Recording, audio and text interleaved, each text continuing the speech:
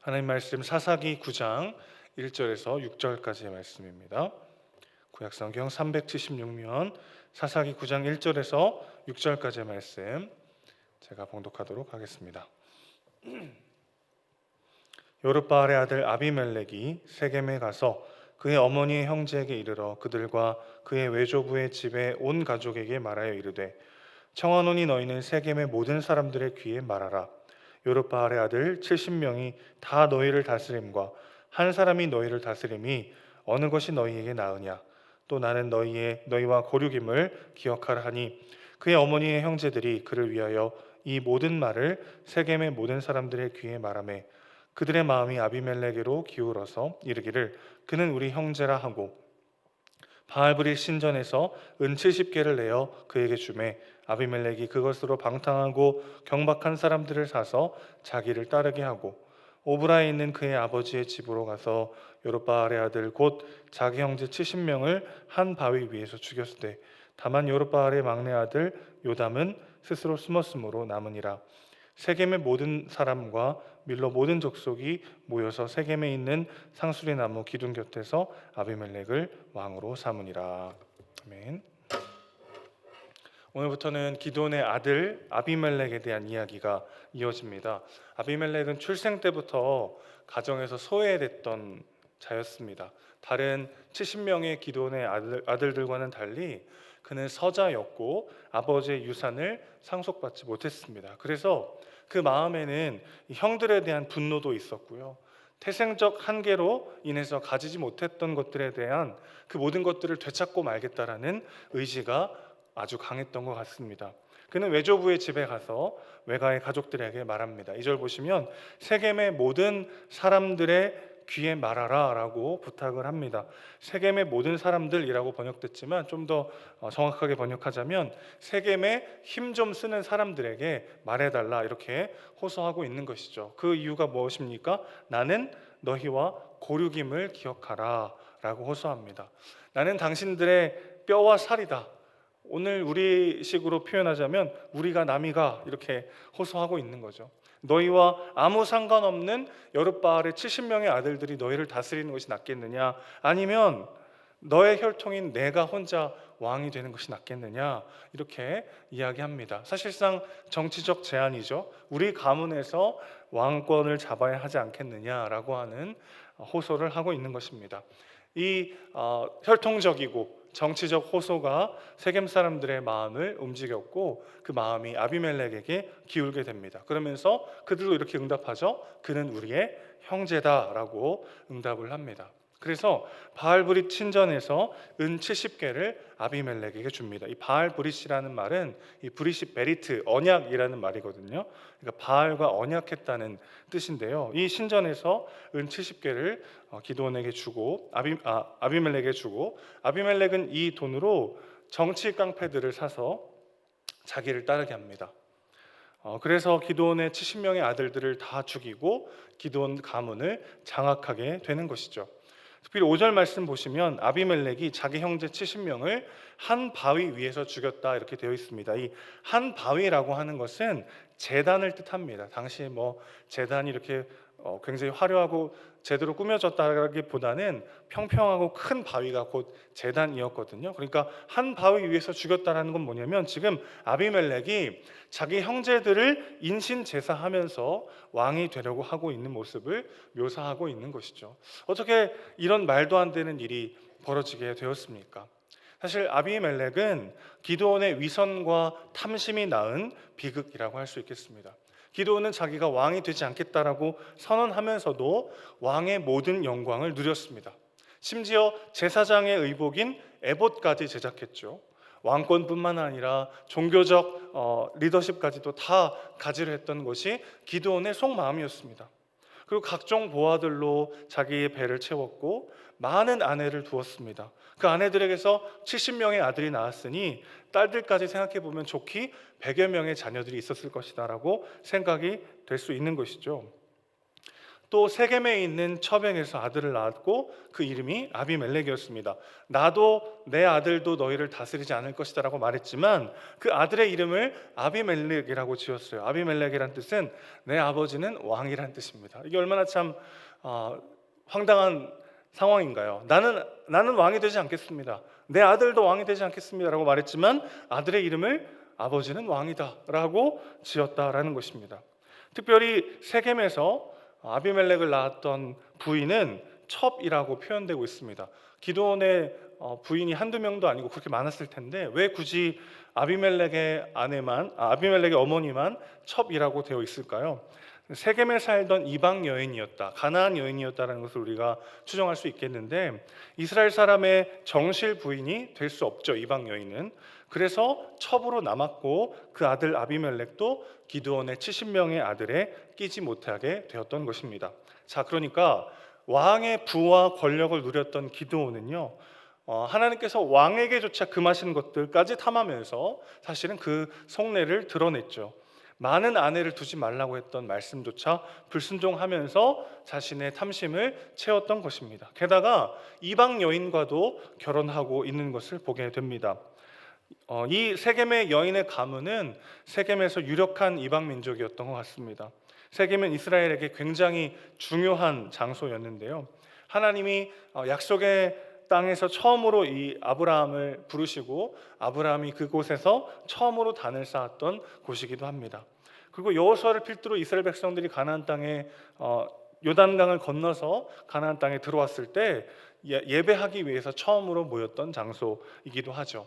기드온은 이런 영적 중심지에서 자신의 영향력을 확대하기 위해서 이방 민족과도 혼인 동맹을 맺었던 것으로 보입니다.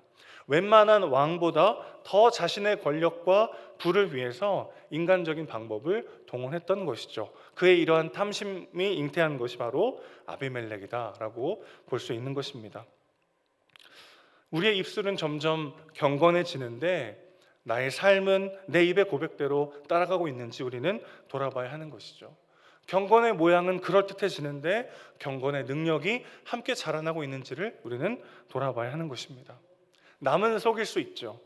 그리고 점점 나 스스로도 속을 수 있습니다. 그러나 기억하셔야 합니다. 우리의 자녀들은 속지 않습니다. 아비멜렉은 기드온에게 모든 것을 물려받았습니다. 기드온의 삶의 태도와 가치, 기드온이 드러내지 않고 물 밑에서 조용히 추구했던 세속적 욕망들을 아비멜렉은 모조리 다 물려받았습니다. 그리고 아비멜렉은 아버지보다 그것들을 더 솔직하게 드러냅니다.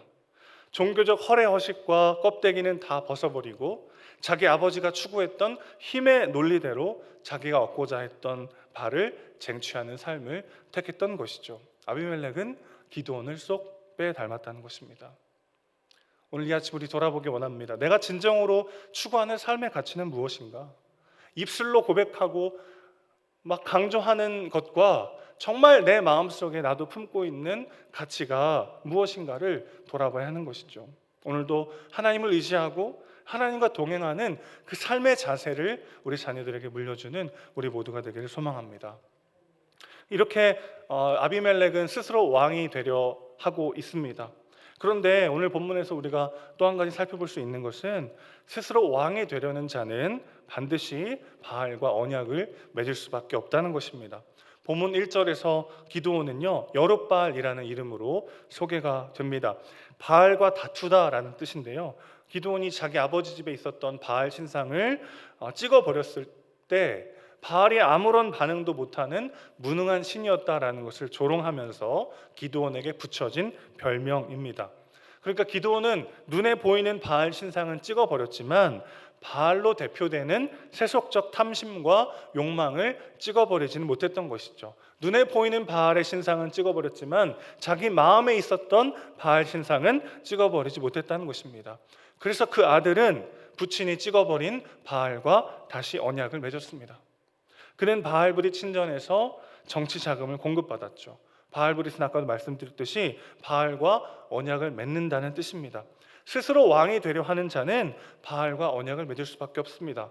자기 삶에 스스로 주인 되려는 자, 내 힘으로 내 삶을 지켜야겠다라고 생각하는 사람들은 세상의 가치, 세상의 방식과 타협할 수밖에 없는 것이죠.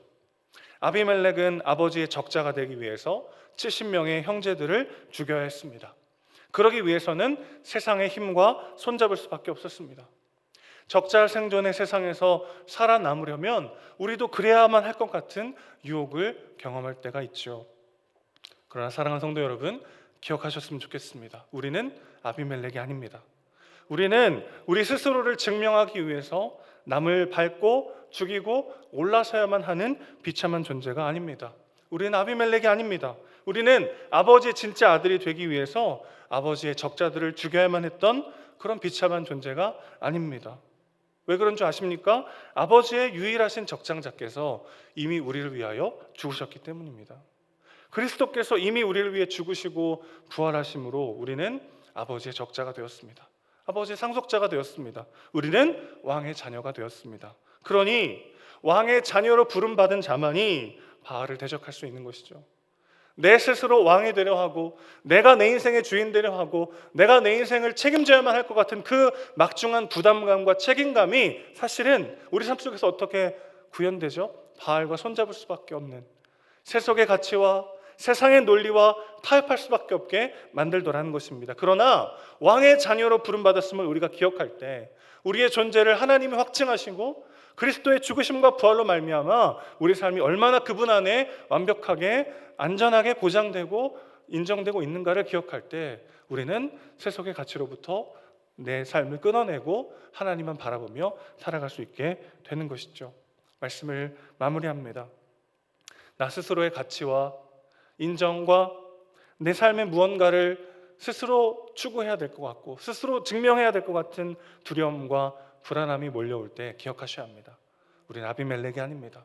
우리는 이미 왕의 자녀입니다. 우리를 인정하시고 사랑하시고 완성시키실 하나님의 통치와 사랑과 능력을 신뢰하며 오늘도 담대히 주님과 동행하며 주어진 삶을 살아내는 우리 모두가 되시기를 주님의 이름으로 축원합니다. 기도하겠습니다. 아버지 하나님, 우리를 왕의 자녀로 부르셨습니다.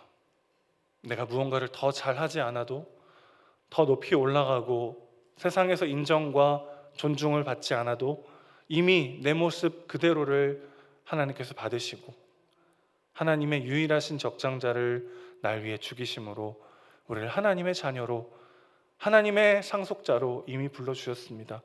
주님, 바알과 손잡지 않는 우리가 되길 원합니다. 세속의 가치와 힘의 논리에 빠져서 세상 사람들과 똑같은 방식으로 살아가는 것이 아니라 정말 살아계신 하나님을 마음에 품고 하나님 나라의 가치대로 우리를 왕의 자녀로 부르신 그 하나님의 부르심에 맞도록 그렇게 살아내는 우리가 될 수 있도록 아버지 함께하여 주시옵소서. 우리는 아비멜렉이 아님을 다시 한번 기억하기 원합니다. 스스로 내가 얼마나 괜찮은 사람인지 얼마나 사랑받을 만하고 인정받을 만한 존재인지를 증명하기 위한 삶이 아니라 이미 우리를 그런 존재로 여기시며 완성시키실 왕의 자녀로 부르신 하나님의 그 놀라운 사랑과 은혜 안에서 나를 바라보며 주어진 하루를 살아내는 우리 모두가 될 수 있도록 주님 붙잡아 주시옵소서. 우리 사랑이시고 주인이신 예수님의 이름으로 기도합니다. 아멘.